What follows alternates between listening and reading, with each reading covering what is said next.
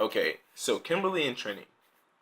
Kimberly, there is a scene at the beginning of her character, moment when she confronts, or she's confronted by, I guess, two girls that she wronged in the bathroom, and they like cut her out of this picture and stab the picture to the wall with this big pair of scissors, which seemed like a waste of scissors. I mean, they look like good scissors. She takes the scissors down, and when she takes them down, they're open. Like they're not closed like you would use them to get ready to cut. Like they're open, and she's kind of got them to the side. She looks down, and at first I think, is she gonna cut herself? And she doesn't. And she kind of looks in the mirror and kind of gets like the light bulb turns on, and she cuts her hair off, and she comes back with like the short hair, and everyone's, oh, she cut her hair. But what's interesting about that is, I feel like for a moment there was an allusion to cutting and self harm, which is I think it's a crisis that sweeps through a lot of people, especially demographics, teenagers and middle schoolers. It's something that I've seen firsthand on multiple levels, dealing with friends or students that I've worked with. Um, and I think they did it in a way where it could easily go over someone's head that doesn't know what you're talking about or doesn't know what that is, especially younger kids that may not be ready for that topic yet. But for other people that have had some experience with it, it was a cool illusion of being like, hey, we're recognizing this as an issue, and this may be something that she struggles with, especially once you learn that she has a lot of self-loathing later on in the film, and to see her channel it into something more positive, or at least at the very least like less harmful physically and emotionally for her, and something that's more of like a rebirth, um, a moment, by cutting her hair and like starting anew. I think it was a really cool way to do it, and I haven't heard anybody else mention it. Maybe I'm just looking. Maybe I was looking for something there, and I saw something that wasn't actually supposed to be portrayed there. But that's what I got out of it, and I think that's a big plus for them. And I hope they do get some credit later on. Regarding Trini's moment, something else that I thought about later on, since Trini doesn't say what her exact identity sexually is, could it be that Trini is also having some gender identification issues? Um, she mentions that her parents don't like the way she dresses or the people she hangs out with. She does dress in a very, I would say, gender neutral way. You could call her kind of a tomboy dresser. The original character, Trini, in the US, because the Japanese version of the character was a male, when the female Trini when the female Trini morphs, she becomes a male physique, and she doesn't have a skirt on her ranger armor, I guess. I wonder if this could be an allusion to that, and maybe Trini is like maybe struggling with like her gender identity a little bit. And I think like once again, because they don't say what exactly she's struggling with or what exactly her true desires are, and they do leave it vague, it's open to a lot of different interpretations. I think that would be a cool way to go with it. I know some people hate it and they'll feel like it's unnecessary, but it would be an interesting way to portray a demographic of people that we don't see portrayed hardly ever, especially not in a major franchise such as this. And then also really cool allusion to the history of the show, Power Rangers, and then of course Super Sentai. Overall, I thought this movie was really, really, really good. Especially for what I was expecting it to be. I didn't expect this movie to be good at all. When I saw the trailers for it, I was turned off immediately. Every trailer for it, like nothing inspired me with a lot of confidence. A lot of the designs that they released for it didn't inspire me with a lot of confidence. I was fine with the Ranger redesigns, even though I don't like them. I still don't like them as much as the originals. The body armor's fine, but the helmets I think are terribly busy and they're just not good. I hate the Zords for the most part. I do like the fact that the Zords are obviously better animated and that they can fight on their own individually more. But in terms of design, I wish it had been something of a combination between the original and what we got here. Something meeting more in the middle. Hope they redesign that for the sequel. And I am looking forward to the sequel. I really can't wait to see what they do with these characters. I think they can only get better. I think the actors will be more experienced. I think they'll be more comfortable in the characters that they're portraying. And I think the writing will pick up on what they need to be going forward and strengthen that. I'm sure the tone will be a little bit more consistent, but I was into this movie pretty much from the first opening scenes, and that was a pleasant surprise. What was even more surprising, I think, was that The diversity, I feel like, was handled responsibly. It wasn't preachy. It wasn't pushy. And it was more progressive, I think, than people are willing to give it credit for. And that's a plus for this, because they easily could have gone super nostalgic or just made it a flat out action film with none of that progressive thought, and they didn't. They didn't take the easy way out.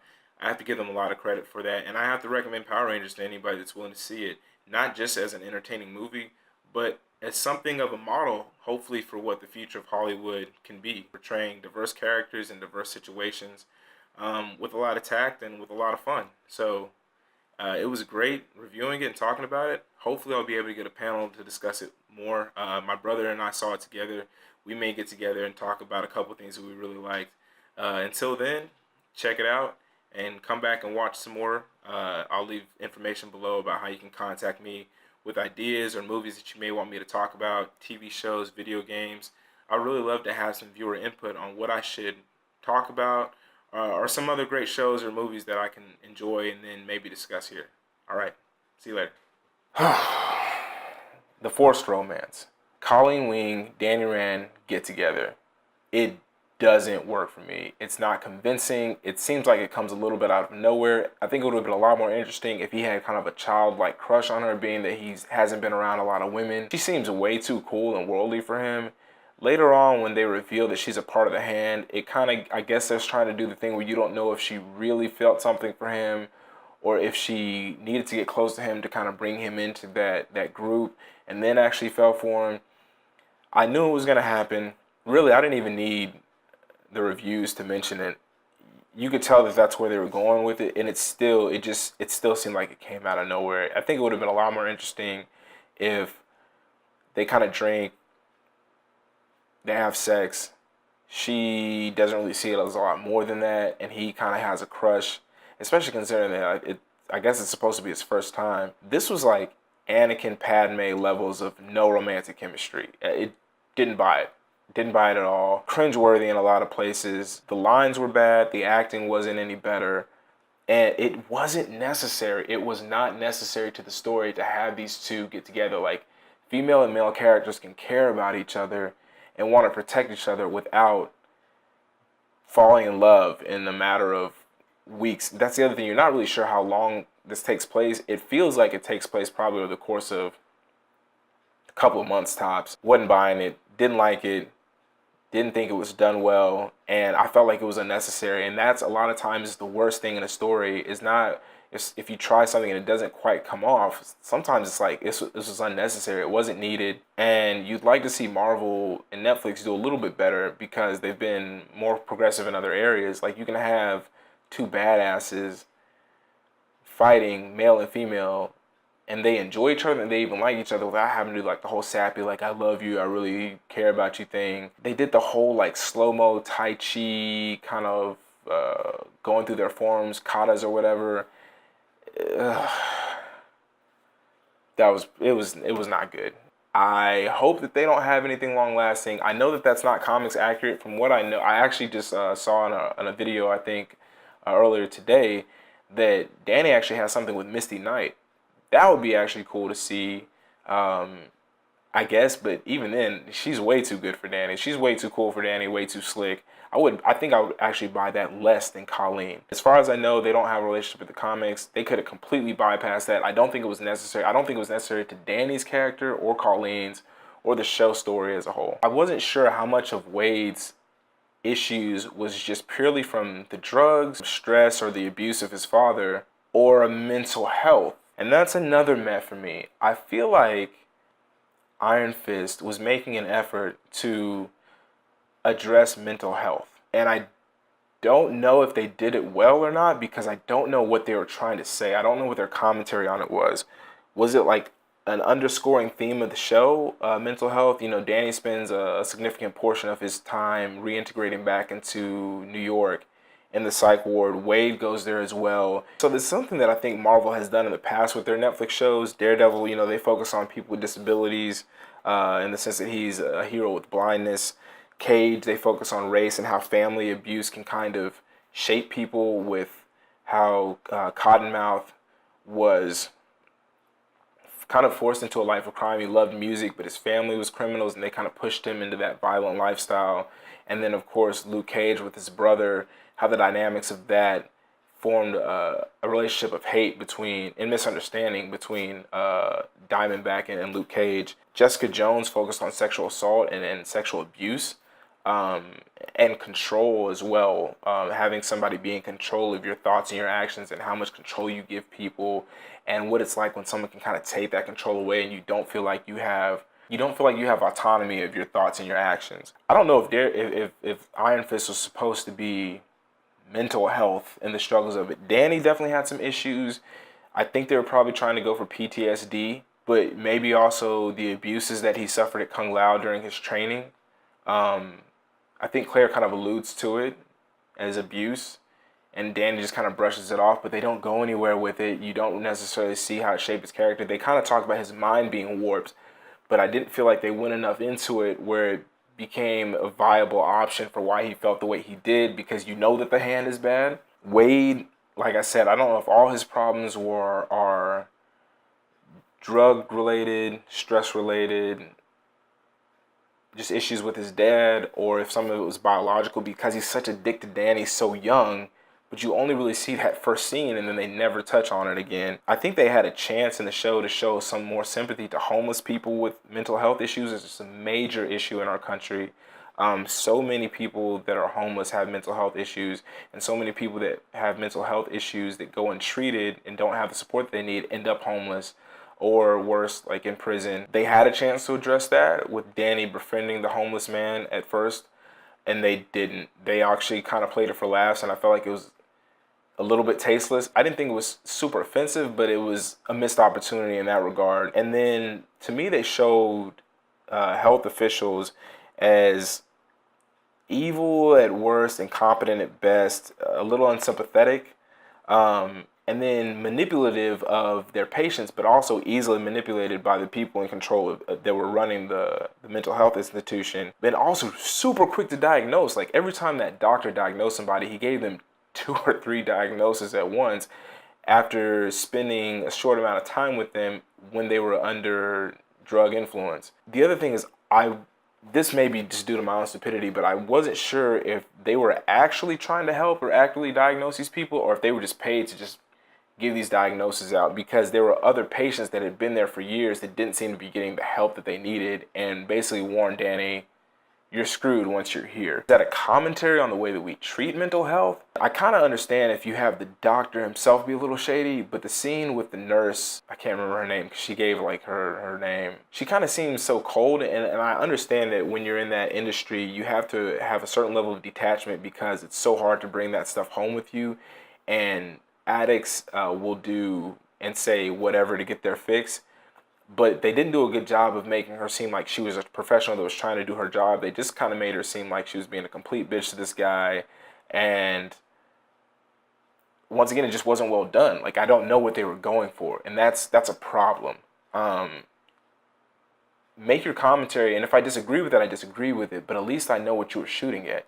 This time, I have no clue what they were going for. And it just came off as lazy, a little stereotypical, and not a great representation of mental health. I think it's probably been happening for a long ass time. I think there's probably been like the same concept happening for a long time. We were just now realizing it, and people like woken up to it. I know the first time I heard about the issue with like just not properly representing races was with Lucy, which is that ScarJo film. Yeah, you told me about that. And then with I've never seen that actually. In Hercules, I think the issue was that Hercules. Because what they were saying was the Rock one. Yeah, they were saying the issue was that the entire thing took, I don't know where to take place in ancient. The problem was like not so much that they had like they didn't have the right people playing the roles, but the people they had people like, and you know, in like a lot of movies they like Egyptian characters and everybody's like white type thing, and then like all the bad guys are black though, so like there's gonna be black people, but they just have them all like be the enemy, like the demons, like the guards or something. Yeah, but like servants. Yeah, but all the kings and queens are like white people, and like The Rock obviously is just swole, and that's how I got the role. But like people are saying with Hercules, like I think he like produced that film though, which is fine. I don't have a problem with him. His role was fine. Right. I just think the background roles of what caused it, because everyone was mad like, okay, so there are black people, but they're all like the demons who are attacking Hercules, and none of like his I don't remember much subjects about or that whatever. movie. Oh, what is happening? Isn't it based on like Greek mythology though? It is based on, even Greek mythology, but I think it's just because like of where it takes place, which is like. Oh, I don't remember where it took place. It takes Middle East? I I don't don't know. remember. I just remember there was a controversy No, about it. no, you're probably right. We finished. But it makes you wonder, like, if The Rock isn't The Rock and doesn't produce that film, do they cast The Rock in it? Probably because he pulls in box office. Probably because he's freaking huge. He's Hercules. Like, I mean, if you're like, who's gonna play Hercules? And you're like, you're gonna pick The Rock. Like, he's the iconic Hercules character. Not iconic, but he's like, in terms of like pop culture, you're like, we need a big swole dude. You're gonna call The Rock. And he's Hercules. See, That's like his gimmick. I guess I'm just like more cynical about it. Like, I think he would possibly get the role because people like The Rock and he makes the money.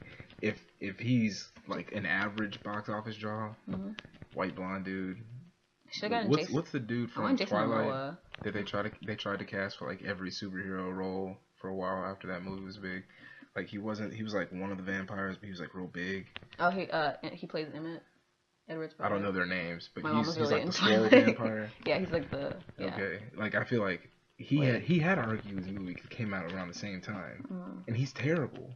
So I don't know who banked on that guy. Nobody in Twilight lasted. Nobody. Okay. To close this down, do you think that Disney can ever get called enough on the bullshit to have one of these movies not be successful because there's just a complete lack of accuracy or like respect to? Oh no, because the vast majority of the people who care about these, like the Disney fans don't actually care. The people who care are people who are like of these races and like want to see like accuracy type thing. God, that hurts. It's kind of like the people. I don't think like. It's the people like Frozen won an award. I don't know why. It's not that good of a movie. Like, it was good. Oh, we can do a whole thing on Frozen. But the thing is, like, I know for a fact that I have two sides of social media type thing. You know, half of them like, oh my god, princess, yes, like I love princesses. But I think Moana looks cool. It looks awesome. Just, like, on its own. I think it looks really cool too. But I think that again, like, I don't know. I just feel like. Although Lilo will always be the first Polynesian princess in my Can eye. we? Yes.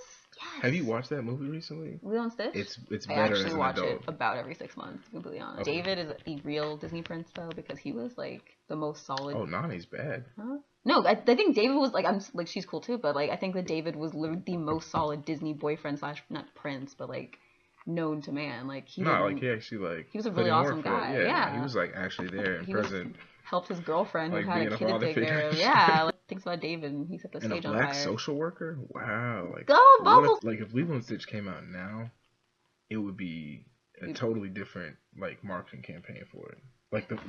Whereas in the past the focus was on Stitch, this time the focus would be on like these women of color that are like on their own and living for each other. And the alien comes and I think the alien part of it would actually be like pushed to the side because of what Disney's probably would try to capture. I don't think it pushed to the side. I think you're right. 'Cause I feel like the story itself kind of does revolve around like Lilo and like what's happening to her. And then Stitch, and like again, the whole environment's relatively accurate. I feel like the actual Hawaii type thing. It wasn't like it's not. Yeah. And so I think if they did, I think it's just the marketing would be different. That's probably the most culturally accurate. CGI. I'm not Hawaiian. I've never been to Hawaii. I don't know anyone. But I think it's part of it too, because I have like a feeling that it's one of the most culturally accurate movies that Disney's It's like made. This sounds weird to say, but I think part of that's because it was like the most exotic part of America type thing. So it's like they actually had no excuse of not being accurate because people who were gonna watch this movie were actually living there, and so they really had no reason not to be accurate. Well, like when we were watching Mulan back in the day, mom wasn't explaining to the kid like, no, honey, like this is a real thing. Like no one was explaining to their kids like. Of course, historical accuracy. They still made Pocahontas. and okay, but Native Americans were very much like, hey Disney, like let us help you with this, like let's get this right. And they're like, oh no, thanks, we got this. To be fair, like I think Hawaii is like an alive and thriving state, while the Native American population is not doing so hard. That's the thought that people have, like, oh, Hawaii is thriving, like Native Americans, like when's the last time someone knows? Like, yo, man, that's a culture that like needs a lot of attention. No, they do need attention. The thing is, like, actually, I think I would like to see a Native American princess. Another one. Now she's trying to save it. No, I'm not. No, I'm serious because it's the thing that's happening right now. It's a relevant topic. Don't tell me to be quiet. It's a relevant topic.